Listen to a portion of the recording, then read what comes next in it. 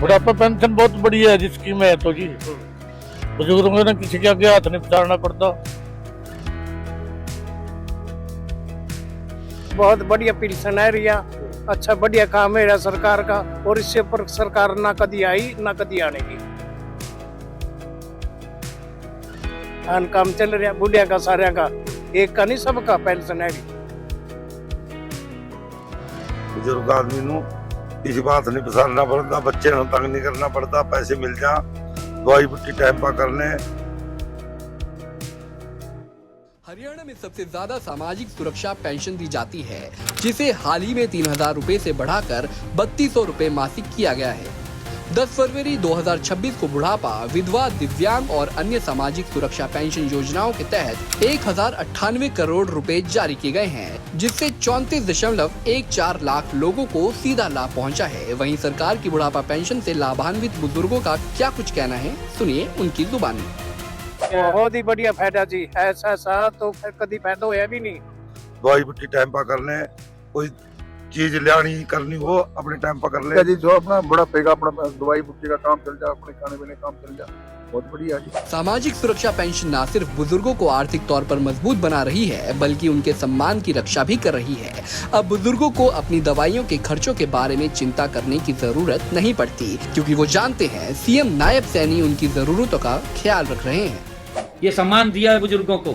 11 वर्षों में वृद्धावस्था पेंशन 1000 रुपए से बढ़ा करके ये 3200 रुपए मासिक किया है, 3200 रुपए मासिक।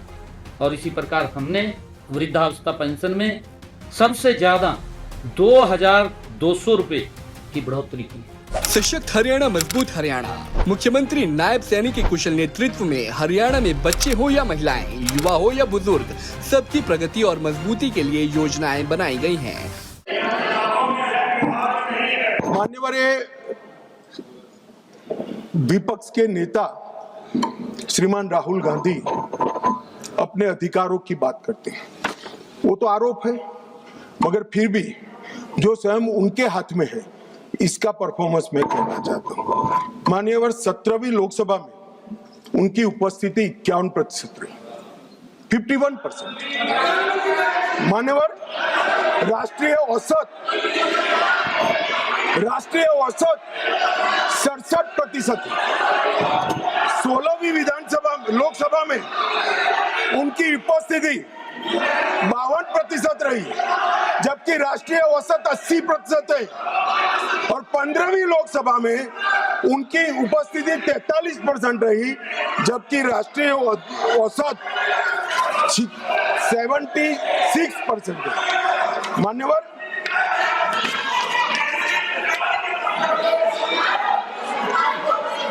ये तो सब ऑन रिकॉर्ड है ना। मान्यवर मुझे बोलने नहीं देते, देखिए देखो साहब, ये मुझे बोलने नहीं देते जब तक इन नहीं करेंगे आप नहीं। देखिए केसी वेणुगोपाल जी, गृह मंत्री जी जो कह रहे हैं अटेंडेंस पे, वो सब मेंबर्स का रिकॉर्ड पे है। वो अगर उसमें कोई गलत हो, अगर कोई गलत बात कही हो कि नहीं इनका अटेंडेंस ज़्यादा है, एवरेज से ज़्यादा है, तो वो बात आप खड़ा करिए, उस बात पे आप कहिए क्या कहना चाहते हैं।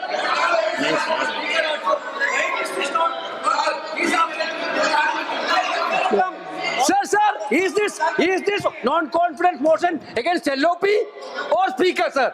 नहीं, I thought that Home Minister is talking about the non-confidence motion against LOP. He's quite Complaint aware. against LOP. No, he's quite This aware is that non-confidence motion against Speaker. No confidence Not against motion LOP. against the Speaker. And it has been brought by your Congress party. Now गृह मंत्री जी, माननीय गृह मंत्री, अरे छोड़िए, तो वो नहीं बोलेंगे। नहीं, गृह मंत्री जी अगर गृह मंत्री जी बता रहे हैं कि क्या अटेंडेंस है उनकी, तो वो बात करेक्ट है, फैक्चुअल गृह मंत्री जी।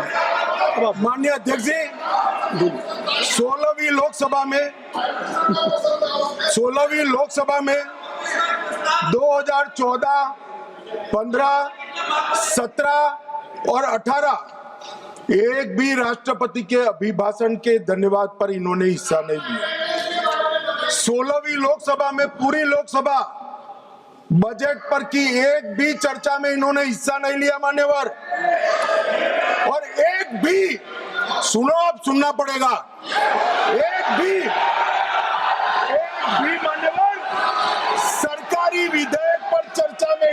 नहीं लिया है।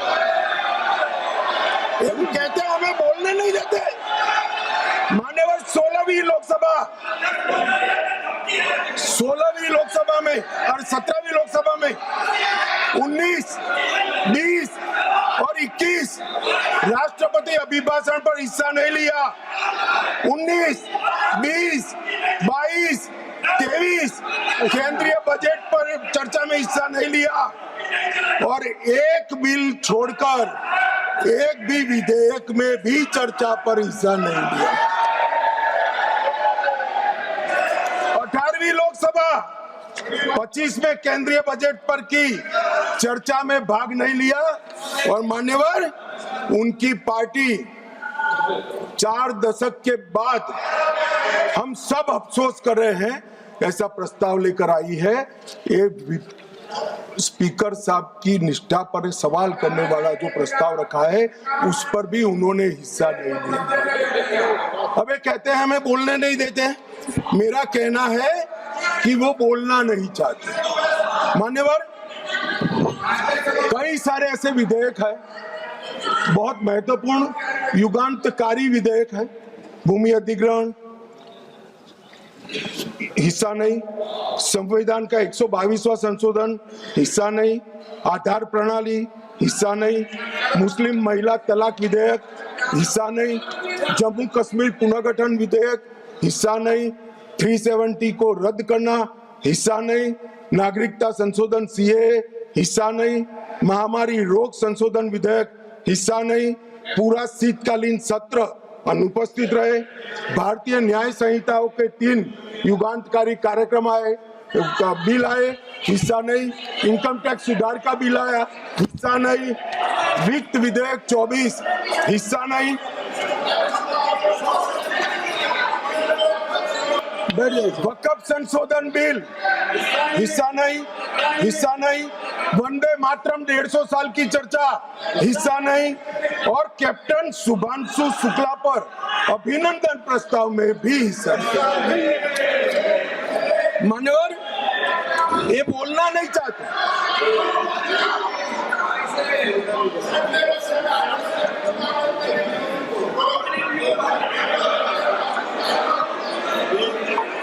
आप बैठ जाए दादा, ममता दीदी टिकट काट देगी, बैठ जाओ। बैठ जाओ सब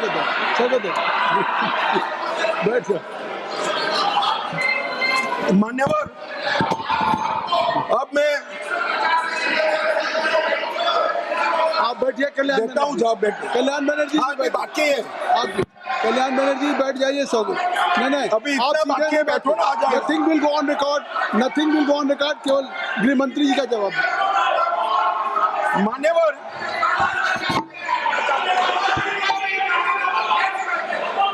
आप गृह मंत्री जी जवाब दें। गृह मंत्री जी आप जवाब दें। मान्यवर राहुल गांधी जी माननीय विपक्ष के नेता, कांग्रेस पार्टी के भी बड़े नेता, हो सकता है कि अपनी पार्टी के प्रचार के लिए उनको देश भर में कहीं पर भी जाना पड़ता है और उस वक्त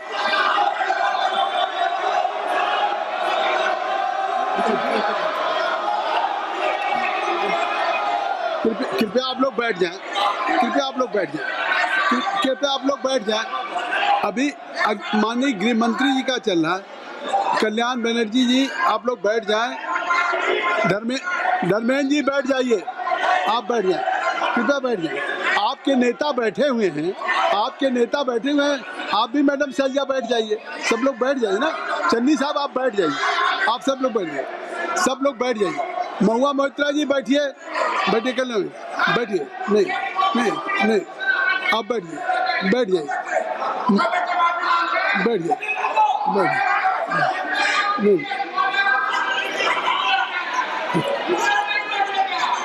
कुछ भी रिकॉर्ड में नहीं जा रहा है।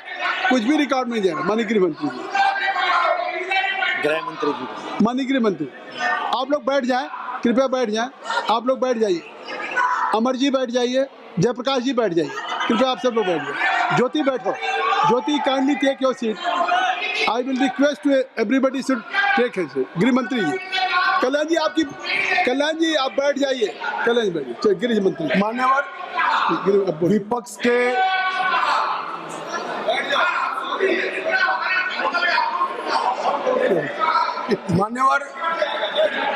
विपक्ष के नेता राहुल गांधी जी कांग्रेस पार्टी के भी बड़े नेता हैं।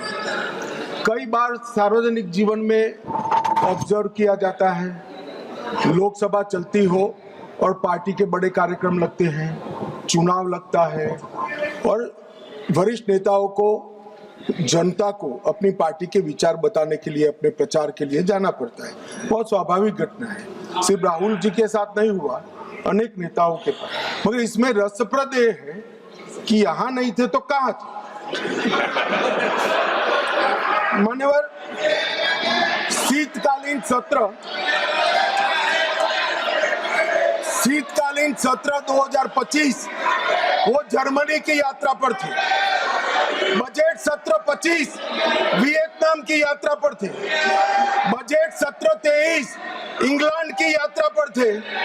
बजट सत्र 18 सिंगापुर और मलेशिया की यात्रा पर थे। मॉनसून सत्र 20 विदेश यात्रा पर थे। बजट सत्र 15 इसमें से 60 दिन विदेश यात्रा में रहे। अब सब एक भयंकर कोइंसिडेंट है। जब भी बजट सत्र आता है या महत्वपूर्ण सत्र आता है, उनकी विदेश यात्रा लग जाती है और फिर कहते हैं हमें बोलने नहीं देते। भाई विदेश से सदन में कैसे बोलोगे बताओ भाई, कोई मुझे समझा दे मान्यवर। जो आदमी जर्मनी में है, इंग्लैंड में है, सिंगापुर में है, वो यहाँ कैसे बोलेगा? यहाँ वीडियो कॉन्फ्रेंस का कोई प्रावधान नहीं है मान्यवर, वरना तो वीडियो कॉन्फ्रेंस से भी उनको बुलवा देते। और मान्यवर, आज जब विपक्ष स्पीकर साहब के कंडक्ट पर सवाल खड़ा कर रहा है, कंडक्ट सिर्फ स्पीकर का नहीं देखा जाता, ये सदन पक्ष, प्रतिपक्ष और स्पीकर और माननीय राष्ट्रपति महोदय, ये सब मिलकर सदन बनता है। तो स्पीकर के कंडक्ट की टीका कर रहे हो